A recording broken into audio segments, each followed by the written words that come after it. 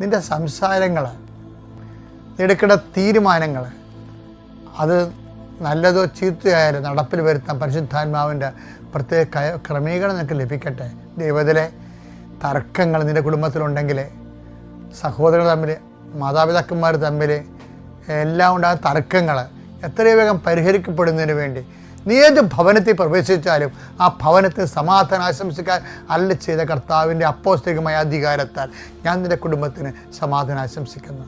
ഹൃദയത്തിൽ ബ്ലോക്കുള്ളവരുണ്ട്, കരളിന് ഫാറ്റി ലിവറുള്ളവരുണ്ട്, കിഡ്നിക്ക് ബൾജിങ്ങുള്ളവരുണ്ട്, ചുരുങ്ങുന്നവരുണ്ട്, അതുപോലെ നട്ടലിന് കശേക തെറ്റിപ്പോയവരുണ്ട്, പലതരത്തിലും ജോലി എടുക്കാൻ പറ്റാത്തവരുണ്ട്, ഇനി വേലയെടുത്ത കുഞ്ഞുങ്ങളെ പോറ്റുമെന്ന് ഓർത്തുകൊണ്ട് കണ്ണീരിടുന്നവരുണ്ട്.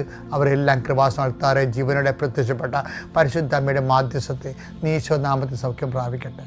നിത്യപിതാപുത്രനും പരിശുദ്ധാത്മാവായ സർവ്വേശ്വരൻ നീക്കാമേ.